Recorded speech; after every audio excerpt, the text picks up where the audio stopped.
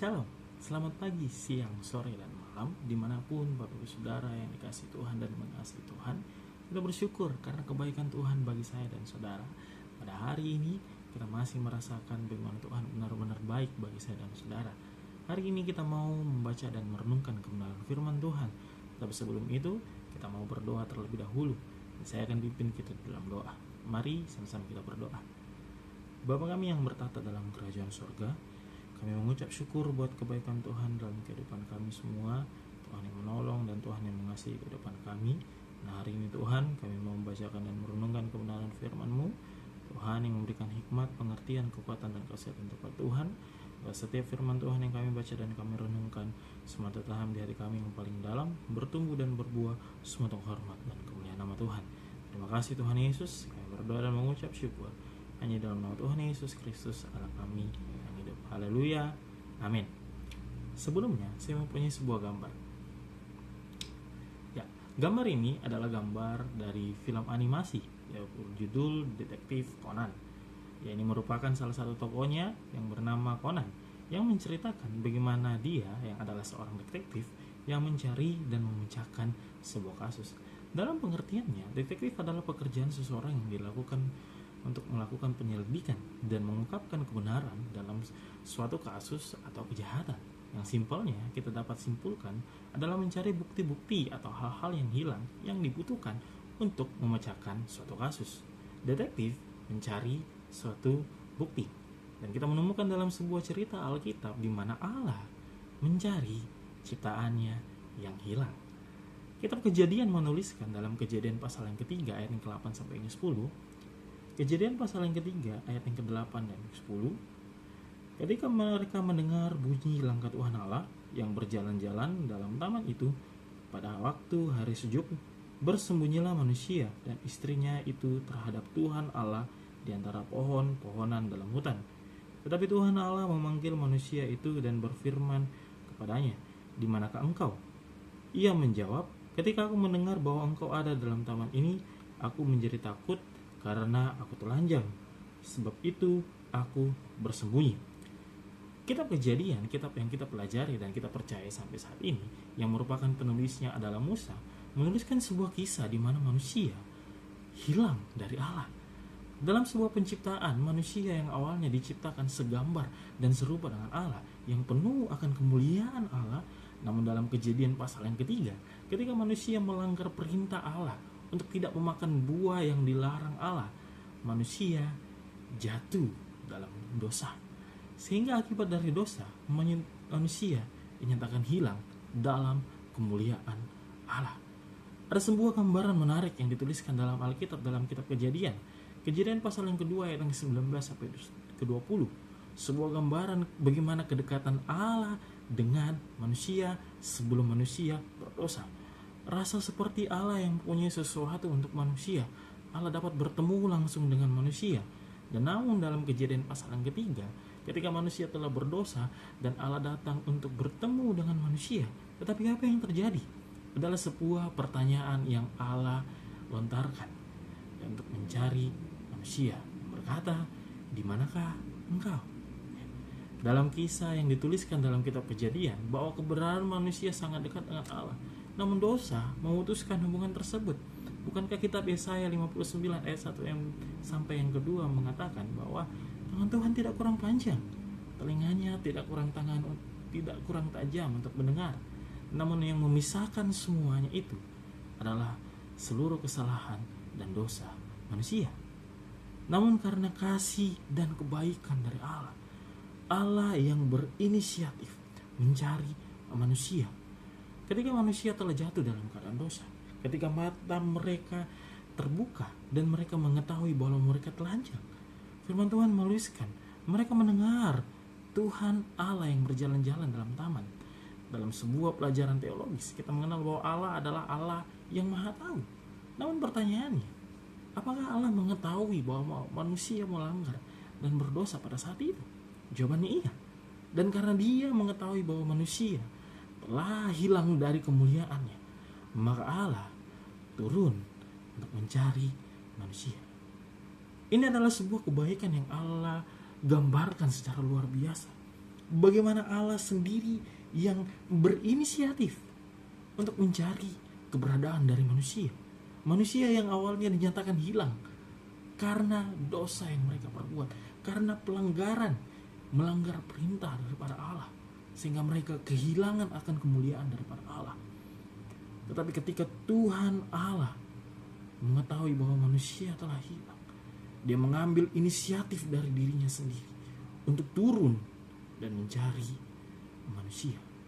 Dan itu sebabnya setiap orang percaya seharusnya percaya bahwa Allah mencari mereka yang telah hilang. Oleh karena apa?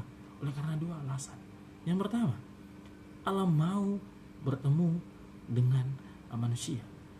Di dalam Kejadian pasal yang ketiga ini, dalam ayat yang ke-9, firman Tuhan, tetapi Tuhan Allah memanggil manusia itu dan berfirman kepadanya, di manakah engkau? Sekali lagi saya katakan, ketika Allah mengetahui bahwa manusia telah jatuh ke dalam berdosa, Allah berinisiatif langsung untuk bertemu dengan manusia. Mengapa? Karena dengan cara itulah manusia dapat diselamatkan oleh Allah. Akibat dari dosa yang menyadarkan mereka akan ketelanjangan mereka, mereka menjadi takut untuk bertemu dengan Allah karena kehidupan mereka telah berdosa dari hadapan Allah.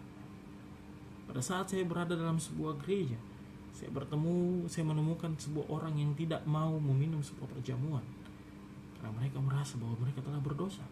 Dalam lingkungan sekitar saya juga pernah bertemu dengan seseorang yang tidak mau untuk datang bergereja, bukan karena suatu hal yang menghalanginya, tetapi karena dia merasa bahwa dirinya tidak layak untuk menerima kasih daripada Tuhan. Maka dari itu, ketika manusia berdosa dari hadapan Allah, mereka hanya bisa bersembunyi dan hilang dari hadapan Allah. Maka dari itu, ketika manusia yang hanya bisa bersembunyi dari hadapan Tuhan, Allah mencari mereka dan mau bertemu dengan mereka. Sekali lagi saya katakan, inisiatif Allah dalam kasih-Nya sangat besar Tuhan berikan kepada saya dan saudara. Gambaran tentang inisiatif Allah terjadi dalam pribadi kehadiran daripada Yesus Kristus, di mana hidup manusia yang berdosa, Allah mengutus Yesus untuk menyelamatkan manusia lewat penebusan karya salib Yesus.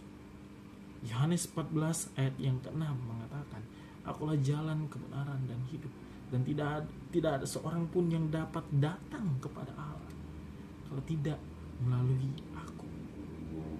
Tuhan mengatakan bahwa kehadiran dari Yesus membawa kita pertemuan dengan Allah. Ada sebuah alat yang dipakai oleh detektif, ya.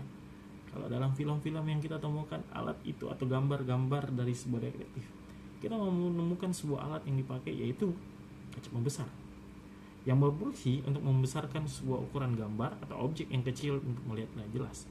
Namun di satu sisi, kaca ini merupakan logo dalam sebuah pencarian dalam elektronik seperti laptop. Ya, kalau kita mencari sesuatu, kita menemukan kata search, dan ada gambar dan logonya, yaitu logo kaca pembesar, yang melambangkan logo dalam sebuah pencarian yang digunakan untuk mencari file yang hilang. Sebuah file yang hilang atau yang kita butuhkan, mungkin sangat kita perlukan, kita dapat menggunakan fitur itu untuk mencari file tersebut. Allah, ketika manusia hilang akan kemuliaan Allah, Allah mencari mereka. Suatu kesimpulan yang kita dapatkan bahwa manusia adalah ciptaan yang sangat spesial bagi Allah. Mengapa tidak? Karena ketika mereka hilang, ketika mereka berdosa akan Allah, mereka hidup bersembunyi dari hadapan Allah. Allah mencari mereka, turun dari tatanya untuk menemukan mereka di mana mereka, untuk diselamatkan oleh Allah sendiri. Sebuah gambaran yang Allah berikan bagaimana besar cinta kasih Allah kepada manusia. Karena manusia tidak bisa menyelamatkan diri mereka, hanya satu-satunya, yaitu Allah yang mengutus Yesus Kristus untuk menyelamatkan manusia yang berdosa. keinginan Allah untuk bertemu dengan manusia dapat Tuhan berikan dalam sebuah gambaran, yaitu Yesus Kristus yang turun ke dalam dunia yang menyelamatkan umat manusia.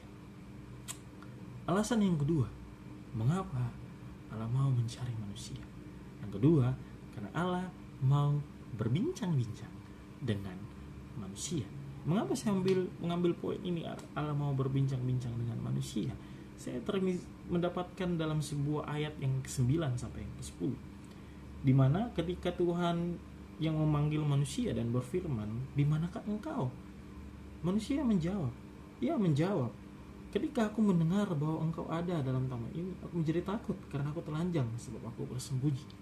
Ketika Tuhan bertanya, "Di manakah engkau?" dan manusia menjawab pertanyaan Tuhan, ya. Ketika Allah turun mencari manusia dan Allah bertanya dan Adam menjawab pertanyaan, ada sebuah percakapan yang terjadi antara Allah dan manusia. Satu hal yang menarik ketika Allah datang kepada manusia untuk menyelamatkan mereka dari dosa, yaitu Allah berbincang-bincang dengan penciptaannya, yaitu manusia. Kita menjumpai sifat Allah dalam pribadi Yesus, dalam pelayanan Yesus. Ketika Yesus menyembuhkan dan menyelamatkan manusia dari masalah hidupnya, Yesus mengajak untuk berbicara. Di dalam Yohanes pasal yang keempat, satu kisah yang Yohanes tuliskan di dalam Yohanes pasal yang keempat, percakapan dengan perempuan Samaria, di mana ketika pada saat itu Yesus datang untuk bertemu dengan perempuan Samaria, dan Yesus mengadakan sebuah percakapan dengan perempuan Samaria. Sekarang yang menjadi sebuah pertanyaan, mengapa Allah berbincang-bincang dengan manusia yang sudah berdosa? Mengapa Allah mempertanyakan dan mengapa manusia menjawab pertanyaan sehingga terjadinya suatu percakapan antara Allah dan manusia? Satu kesimpulan yang kita dapat pastikan dalam kemahatauan Allah adalah Allah menginginkan pengakuan dalam hidup manusia. Di satu sisi Allah tahu bahwa manusia telah berdosa, tetapi di sisi lain kenapa Allah bertanya? Padahal dia tahu bahwa manusia telah berdosa. Dalam hal itu, keinginan Allah adalah pengakuan dosa di dalam kehidupan kita. Ketika Allah mengetahui bahwa manusia telah berdosa, Dia tidak hanya turun mencari manusia, tetapi Allah seperti bertanya, "Mengapa kamu melanggar perintahku? Mengapa engkau memakan buah yang aku larang?" Padahal Allah mengetahui manusia berdosa, tetapi Allah bertanya. Bukankah ini membawa kita kepada pengertian tentang keselamatan dan pengampunan dosa adalah karena pengakuan diri kita yang berdosa di hadapan Allah. Yang terkadang kita katakan ketika kita ingin menerima pengampunan daripada Tuhan, "Tuhan, aku telah berdosa." Di satu sisi Allah sangat ingin kita mengakui dosa dan pelanggaran kita di hadapan Allah dalam sebuah percakapan. Ada satu gambaran yang dapat saya berikan adalah tentang kisah dari kakak dan adik, ya. Dimana ketika satu keluarga mempunyai kakak anak pertama dan anak yang kedua, yaitu kakak dan adik, ketika sang adik melakukan kesalahan yang diperuntukkan untuk kakaknya, ya, dia melakukan kesalahan yang bersalah di hadapan kakaknya, tetapi kakaknya tidak mengetahuinya. Namun adik ini menyimpan kesalahan tersebut. Namun apa yang terjadi? Ada rasa ketakutan yang muncul dalam sebuah hati adiknya. Ya, bukankah ini terkadang kita rasakan ketika kita menyimpan sebuah kesalahan dalam kehidupan kita? Kita merasa bersalah ketika melihat sang kakak.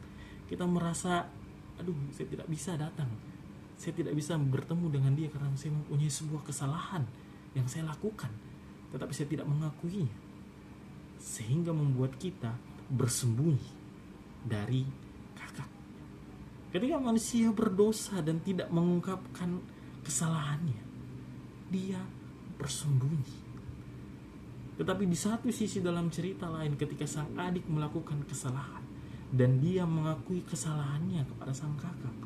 Walaupun mungkin ada konsekuensi yang dia akan terima, seperti mungkin pukulan ataupun hal-hal yang dilakukan oleh sang kakak, tetapi ketika dia mengakui kesalahannya, satu hal yang terjadi di dalam hatinya adalah dia tidak takut untuk bertemu dengan kakaknya lagi.